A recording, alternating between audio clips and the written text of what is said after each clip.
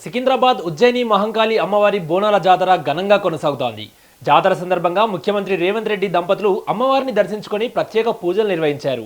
మంత్రులు కొండా సురేఖ, సీతక్క, టీపీసీసీ అధ్యక్షుడు మహేష్ కుమార్ గౌడ్, బీఆర్ఎస్ నేత తలసాని శ్రీనివాస్ యాదవ్, బీజేపీ ఎంపీ ఈటల రాజేందర్ తదితరులు అమ్మవారిని దర్శనం చేసుకున్నారు.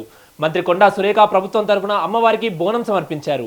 ఆలయ పూజారులు సీఎం రేవంత్ రెడ్డి పేరిట ప్రత్యేక పూజలు నిర్వహించి తీర్థ ప్రసాదాలు అందించారు.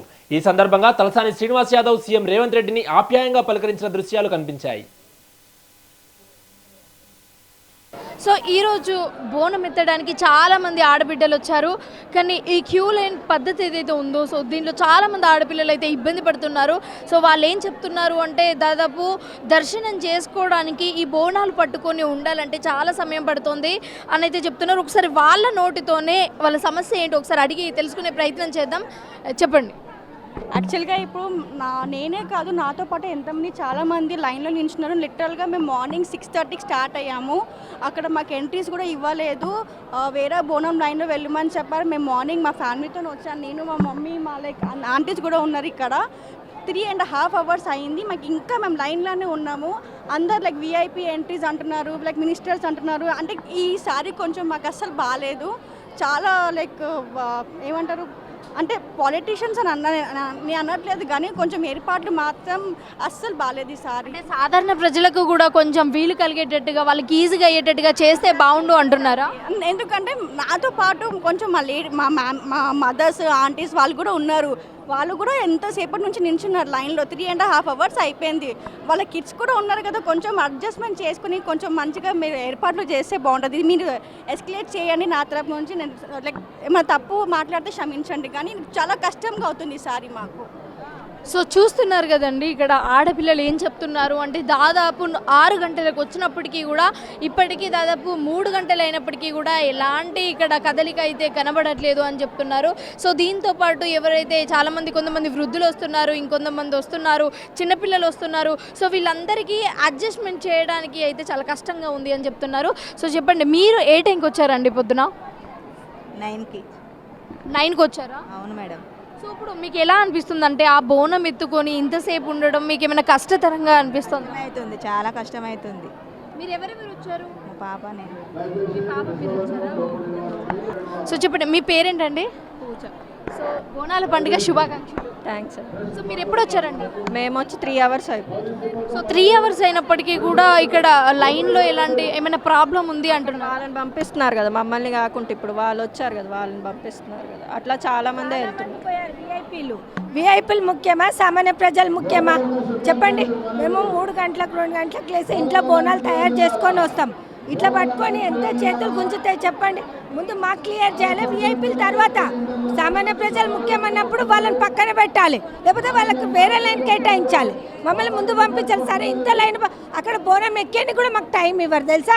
చిన్న చిన్న పిల్లల్ని వదిలిపెట్టి మళ్ళీ మేము పోయి వంటలు చేసుకోవాలి. చుట్టాలు అసలు మాకు ఎంత కష్టమైతే చెప్పండి. అసలు ఏమైనా బుద్ధి ఉందా?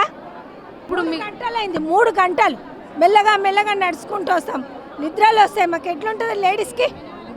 అంతనైనా బుద్ధి ఉండాలి. మీరు ఎవరెవరు వచ్చారండి? మా ఫ్యామిలీ అంతా వచ్చాం. మేము మా 4 అక్క చెల్లెళ్ళం వచ్చినాం. మా కూతుర్లు వచ్చారు. కొంతమంది అక్కడనే ఉండిపోయారు. ఒక ఆమెకు ఆరోగ్యం అస్సలు బాగాలేదు. ఇక్కడ కూర్చుందాం. ఇప్పుడు మేము ఇక్కడనే ఉండిపోయినాం. అంటే క్యూ లైన్లో ఉంటున్నారు. ఆ వాటర్ కావచ్చు, ఏదైనా సరే ఎప్పటికప్పుడు సరే ఇంకా లేట్ అయినప్పటికీ కూడా ఏదైనా వాలంటీర్స్ వచ్చి మీకు ఏమైనా సమస్య ఉందా, లేకపోతే ఏం అడుగుతలేరు. వాటర్ బాటిల్స్ అయిపోయిందా? పోలీసు వాళ్ళు మాకు తెలియదు అంటారు. ఏదైనా అండి విఐపీలు తర్వాత రావాలి, సామాన్య ప్రజలు ముఖ్యం. ఇది క్లియర్ అయినాక వాళ్ళు సినిమా యాక్టర్లు అయితేంది, యూట్యూబర్స్ అయితేంది, ఎమ్మెల్యేలు అయితేంది, ఎంపీలు అయితే సీఎం కూడా తర్వాతనే, ప్రజల తర్వాతనే. మరి మేమే ఓటేస్తేనే కదా ఆయన వచ్చిండు. మాకు ముందు సౌలత్ చేయాలి. అది రజాకీయం అంటే. ఇప్పుడు అవన్నీ బోనాలు అన్ని వాళ్ళకి ఎక్కించే వరకు మాకు ఎంత టైం పడుతుంది చూడండి. ఎన్ని బోనాలు ఆగిపోయినాయో. ఇది కరెక్టేనా? అసలు కవర్ చేయండి, మీకు తెలుస్తుంది ఎవరి బోనాలు తొందరగా పోతున్నాయో, ఎవరి బోనాలు లేట్ పోతున్నాయో. ప్రజల కోసమే అని అంటున్నారు. ప్రజల కోసం ఏం చేస్తున్నారు? వాళ్ళే అవుతున్నాయి, మావి అయితలేవు. మీరు ఇంకా అంటే ఆల్రెడీ గవర్నమెంట్ చేసే కొన్ని ఏర్పాట్లు చేసింది అయినప్పటికీ కూడా మీకు కష్టతరం అవ్వచ్చు. ఏం ఏర్పాట్లు ఏం జరగలేదు.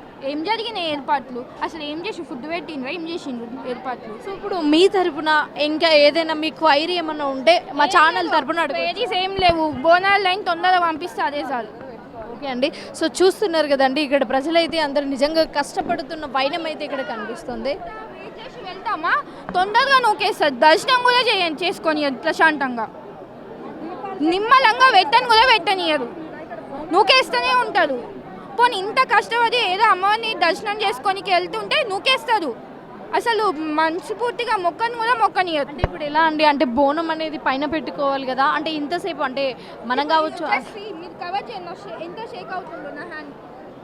ఓకే షేక్ అవుతుంది. వాళ్ళు ఎత్తుకుంటే వాళ్ళకి తెలుస్తుంది. 2 hours నేను అట్లాగే పట్టుకున్నాను. ఇక్కడ మా సిస్టర్ ఓకే వాళ్ళని ఏం అనట్లేదు, కానీ కొంచెం మా పరిస్థితి కూడా అర్థం చేసుకోవాలి కదా. సామాన్య ప్రజల్ని కూడా కొంచెం త్వరగా పంపించదంటే బాగుంటుంది అని అంటున్నారు. మీరు చూడండి, మీరు ఇది కవర్ చేసుకుంటే అది కవర్ చేయండి. ఏది వెళ్తుందో మీరే చూడండి. ఓకే అండి. సో చూస్తున్నారు కదండి. సో వాళ్ళ అక్క చెల్లెళ్ళు అమ్మ అలాగే అందరూ కూడా కుటుంబ సభ్యులందరూ కలిసి వచ్చినప్పుడు దాదాపు లైన్లో నిలబడి అంటే పొద్దున్నే 2ంటికి 3ంటికి లేచి బోనం తయారు చేసుకొని అన్ని రకాలుగా తయారు చేసుకొని వస్తూ ఉంటే 4 గంటలు 5 గంటలు ఈ క్యూలోనే అయిపోయి ఒక 2 నిమిషాలు మాత్రమే అమ్మవారిని 2 నిమిషాలు కూడా చూడనివ్వట్లేదు అని అయితే వాళ్ళు ఆవేదన వ్యక్తం చేస్తున్నారు. సో వాళ్ళు ఇంకా ప్రధాన ఆరోపణ ఏంటి అంటే విఐపి సెక్షన్ త్వరగా వెళ్తుంది, సామాన్య ప్రజలను ఎందుకు పట్టించుకోవట్లేదు అని వాళ్ళు అడుగుతున్నారు.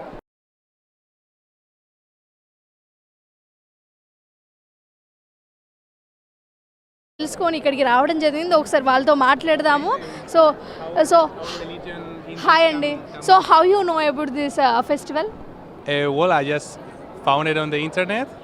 I'm working in Bangalore. Okay, so you know about this and you need to come here and to search what? Of course, I saw the videos and I said I have to come here. Thank you very much for you. You are lovely people. This is super amazing. So how Indians receiving you? With love, with respect, and giving me everything. So wherever you see, they'll see you with a life smile, right? Yeah, with a smile, with a hug, and super good. I'm super happy. So do you wanted to see divine in this country and in this Bonalu festival? Yeah, I came here to see the temple, to see everything, to see whatever you can give me to me. So finally, how you feel about this festival and you are looking around, right? So how you feel the atmosphere around the temple? The atmosphere is, I'm super impressed. Everything catch me up. So very happy. I will go to the temple right now. So is there any festivals like this in your countries? No. Nothing like this. Nothing like this. It is unique in the world. I would love to make people in Spain to see this. Thank you so much for believing us and coming here. Thank you so much. ఉంటే మీకు ఎలా అనిపిస్తుంది? సాక్షాత్తు అమ్మవారు లోపల ఉన్నా కూడా వీళ్ళందరూ అమ్మవారు లాగానే కనిపిస్తారు. అందరు అమ్మవారు ఏ విధంగా అయితే మనని రక్షిస్తున్నందుకు, మనని కాపాడుతున్నందుకు, మనని చల్లగా చూసినందుకు మన కృతజ్ఞతగా బోనం సమర్పిస్తాం. ముఖ్యంగా వేరే దేశం నుంచి కూడా మన సంస్కృతిని నమ్మి వీడియోస్లలో చూసి రావడం జరిగింది. సో దాన్ని మన సంస్కృతిని అసలు ఏ విధంగా అసలు మీరు చూడబోతున్నారు? తెలంగాణ సంస్కృతి సాంప్రదాయంకి బోనాలు కావచ్చు, బతుకమ్మ కావచ్చు ప్రత్యేకం. అదే కాకుండా పర్యావరణం కావచ్చు, వాతావరణం సంబంధించి ప్రతి విషయంలో కూడా మేలు జరిగే విషయంలో మనం ముందుంటాం. కాబట్టి ఈ సంస్కృతి సాంప్రదాయం ఇదే కొనసాగాలి. మన ఏ విధంగా అయితే అమ్మవారు ఉజ్జయిని మహంకాళమ్మ సికింద్రాబాదే కాకుండా ప్రతి బస్తీలో ప్రతి కాలనీలో ఒక గుడి ఎందుకు పెట్టుకుంటాం మనం? అమ్మవారు మనందరినీ చల్లగా చూడాలి, కాపాడుతుందని ఒక పెద్ద నమ్మకం. అందులో భాగంగా ముఖ్యంగా ఉజ్జయిని అమ్మవారి గురించి అయితే మన అందరికీ తెలుసు. అప్పుడు ప్లేగ్, కలేరా వచ్చి ఈ వ్యాధి ద్వారా ఎంతోమందికి మరణాలు కూడా జరిగింది. అప్పుడు ఈ అమ్మవారిని పూజించినప్పుడే మనకు రక్షించి ఆ వ్యాధి తొలగిపోవడం, ఎంతోమందికి ఆయు ఆరోగ్యాలు కల్పించారు. కాబట్టి ఇక్కడ ప్రత్యేకంగా నమ్మకం, విశ్వాసం. కాబట్టి ఇక్కడ చాలా మంది వర్షాలు పడట్లేదు. సో ఈ మన బోనాల జాతర ప్రభావం చూపిస్తుంది అంటారు. అలాగే ఏర్పాట్లు బ్రహ్మాండంగా ఉంది. ఏర్పాట్ల గురించి ప్రత్యేకంగా నమస్కారం. సుగంధంగా సో చాలా మంది సంవత్సరానికి ఈ టెంపుల్కి వచ్చే వాళ్ళ సంఖ్య పెరుగుతూనే ఉంది. సో దీనికి గల ముఖ్య కారణం ఏంటి అంటే మీరు ఏం చెప్తారు? శ్రీ మహాకాళింగా చాలా చక్కటి కృష్ణ అడిగేవంగా ఒక చోటుకి నలుగురు జనాలు వెళుతున్నారంటే దాని యొక్క అర్థం ఏమిటి? అక్కడ ఏదో విశేషమైనటువంటి ప్రాధాన్యత ఉంది కదా.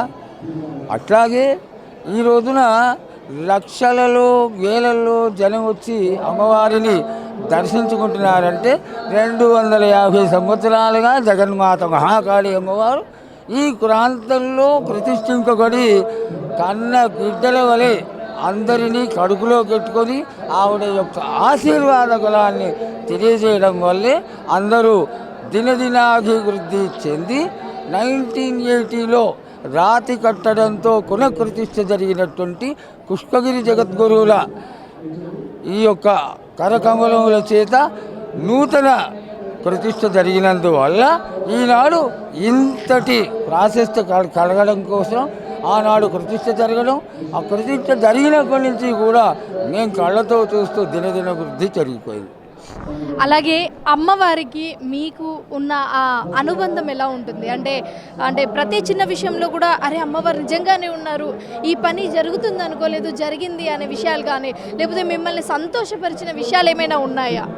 భక్తుడికి అమ్మవారికి మధ్యన ఉన్నటువంటి సంబంధం ఏమిటి అంటే ఆ భక్తి మాత్రమే అనుసంధానం అమ్మ. ఆ భక్తి పారవశ్యంతో ఆవిడని వేడుకుంటే ఆది వ్యాధులు ఏ విధంగా నయమవుతాయి అనే దానికి తార్కాణం నేనే. 4వ స్టేజు క్యాన్సర్ని నయం చేసి అత్యద్భుతంగా అమ్మవారు నన్ను కాపాడి 3 సార్లు హార్ట్ అటాక్ వచ్చినా మళ్ళీ నన్ను ఇక్కడికి తీసుకొచ్చి ఆవిడ సాన్నిధ్యంలో నిలబెట్టుకుంది అంటే ఇంతకంటే అమ్మాలి పిలిస్తే కలిగేటువంటి దేవత ఎక్కడైనా ఉందా అనేది ఒక చక్కటి క్వశ్చన్ మార్కే. ఎందుకంటే ఆవిడయే ఉజ్జయిని మహాకాళి అమ్మవారు. ఆనందమైనటువంటి విషయం, అందరూ సంతోషపడేటువంటి విషయం. సో ఇప్పుడు జనరల్గా చూసుకున్నట్లయితే విఐపీలు వస్తున్నారు, వివిఐపీలు వస్తున్నారు, అలాగే ఇక్కడికి వచ్చే సంఖ్య కూడా సంవత్సరం పెరుగుతూనే ఉంది కదా. సో వీళ్ళకి సంబంధించి జాగ్రత్తలు కావచ్చు, ఏర్పాట్లు కావచ్చు, ఏం చేస్తున్నారు? ఏర్పాట్లు అత్యద్భుతం. మా కమిషనర్ గారు, మా ఎగ్జిక్యూటివ్ ఆఫీసర్ గారు, సిటీ పోలీస్ కమిషనర్ గారు, ఇతరములైనటువంటి డిపార్ట్మెంట్ల వాళ్ళందరూ కూడా అహర్నిశలు కష్టపడి లక్షల మంది ఏ విధమైనటువంటి లోటుపాట్లు జరగకుండా అందరినీ కాపాడడం కోసం, జాగ్రత్తగా అమ్మవారి దర్శనం చేసుకోవడం కోసం నిజంగా అకుంఠిత దీక్షతో సేవ చేస్తున్నట్టు ఉంది. అది ప్రశంసనీయం. సో మరి ఇప్పుడు కంపేర్ చేసుకున్నట్లయితే లాస్ట్ ఇయర్కి ఈ ఇయర్కి జనాభా పెరిగారు. అలాగే అంటే ఏ ప్రభుత్వం ఎక్కువ జాగ్రత్తలు తీసుకొని దీనికి సంబంధించి ప్రతి ఒక్కదాన్ని నియమించడంలో ముందుందంటారు? ఏ ప్రభుత్వం? పోయిన సంవత్సరం జరిగిన దాన్ని దృష్టిలో పెట్టుకొని దానికంటే క్యూ లైన్లు కానీ, మంచినీటి సరఫరా కానీ, ఆలయంలోకి ప్రవేశించడం కానీ ఇవన్నీ తగు రీతిలో పెంచుకుంటూ వెళ్ళారు. చాలా బాగుంది. ఆ హైందవ సాంప్రదాయాన్ని వేలెత్తి చూపిస్తాడో వాడి నాశనం తథ్యం, వాడు నాశనం అయి తీర్తాడు. ఎందుకంటే 100కి 100 కాళ్ళు దేవతా సాన్నిధ్యం ఉన్నది, ఉండే తీరుతుంది. దీనికి తార్కాణం ఏమిటి తెలుసా? ఒక సాధారణమైనటువంటి వ్యక్తి కచ్చికుండకైన నిలబడితే కగిలిపోతుంది. అమ్మవారు జోగిలికైనగా ఆవహించిన తర్వాత ఆ ఆవహించిన శరీరాన్ని నిలబెడితే అమ్మవారు ఉన్నంతసేపు కూడా కచ్చకుండా అలాగే ఉండి తాను చెక్కవలసినదంతా చెక్కిన తర్వాత మనం చూస్తూ ఉండగానే కచ్చకుండా కొట్టాకొంచలైపోతుంది. ఇది సత్యం సత్యం సత్యం. సో అమ్మవారికి ఇంత మంచి ప్రతిష్ట ఉంది. అలాగే అసలు అంటే ఈ రద్దీని చూసి చెప్పచ్చు అమ్మవారి మీద ఎంతమంది నమ్మకం పెట్టుకొని రెగ్యులర్గా వస్తున్నారా అన్నది. సో ఆఖరిగా చిన్న ప్రశ్న అండి, బోనాలు వస్తున్నాయి అని అనగా అంటే బోనాలు అంటే పోతరాజు, అలాగే ఆ డప్పు సప్పుళ్ళు ఇవన్నీ కూడా చూడడానికి ఆడపిల్లలందరూ కూడా అందంగా అలంకరించుకొని బోనాలు ఎత్తుకొని వస్తూ ఉంటే చూడడానికి కన్నుల విందుగా అయితే కనిపిస్తూ ఉంటుంది కదా. సో మీరు నిజంగా బోనాల కోసం ఎదురు చూస్తున్నారా? ఆ ఎదురు చూస్తున్న వేళ మీ సంతోషం ఎలా ఉంటుంది? అనన్య సామాన్యమైన సంతోషం అమ్మ. ఆడగిడ్డ ఇంటికి వచ్చినట్లుగానే ఉంటుంది. ఆవిడ వస్తోంది ఆ మేళతాళాలతోటి. అంటే అమ్మా నువ్వు వస్తున్నావు, మా ఇంటి ఆడగిడ్డవు తల్లి, మమ్మల్ని అందరినీ మంచిగా చూసుకుంటావు తల్లి. నిజంగా కూడా నువ్వు అడిగిన మాట చాలా సత్యం అమ్మా. అనన్య సామాన్యమైనటువంటి ఆనందం వర్ణనాతీతం. అమ్మ మా ఇంటికి వస్తోంది, మా నగరానికి వస్తోంది, మా ఆలయంలో అమ్మవారు కొలువు తీరుతుంది అనేది నిజంగా ఆనందానికి అవధులు లేనటువంటి క్రియాది. అయితే సంశయాలు కేవలంగా హిందువులో కలిగిమాల వాళ్ళకే వస్తున్నాయి. దీన్ని మానుకుని హైందవులందరూ దేవతా స్వరూపంగా భావన చేసి ఏనాడవుతే శిరస్సు వంచి అమ్మవారికి నమస్కారం చేసి ఆ రాముడికి కృష్ణుడికి నమస్కారం చేసి వారు చక్కగా సరెండర్ అయ్యి ఆ పూజలు చేసుకుంటారు. ఏ విధములైనటువంటి లోట్లు ఉండవు. ఇంకా చెప్పాలంటే కేవలం రంధ్రాన్వేషణ అనేది హిందువులకి పరిమితమైపోయింది. ఇది మానుకుంటే చాలా బాగుంటుంది. గురుగారు, థ్యాంక్ యూ సో మచ్ అండి. మీరు మీ విలువైన సమయాన్ని మాతో కేటాయించి మాకున్న సందేహాలు లేకపోతే మాకున్న సంతోషాన్ని ఇంకొంచెం రెట్టింపు చేసే ప్రయత్నం అయితే చేశారు. Thank you so much. మరి పూజించుకోవడము, కలరా వ్యాధి నుంచి ముక్తి పొందాలని ఒక కర్రతోని అమ్మవారిని అప్పుడు ప్రార్థించడం జరిగింది. తర్వాత మరి అమ్మవారిని స్థాపించుకోవడము, తర్వాత అందరూ కూడా భక్తి శ్రద్ధలతోని బోనం తీసుకొచ్చి మరీ ముఖ్యంగా మహిళలు తీసుకొచ్చి ఇక్కడ అర్పించడం జరుగుతుంది. మరి ప్రత్యేకంగా కరోనా అప్పుడు బాగా కట్టుదిట్టంగా ఉండింది కాబట్టి మరి అప్పటి నుంచి బాగా సోషల్ మీడియా అవేర్నెస్ మరి తర్వాత మిగతా జిల్లాల నుంచి రావడం అనేది ఎప్పుడు జరుగుతుంది. ఈసారి కూడా అంతే ప్రత్యేకంగా అనిపిస్తుంది. ప్రతిసారి అమ్మవారిని దర్శించుకున్నప్పుడు ఒక కొత్తదనం కనబడుతుంది అమ్మవారిలో.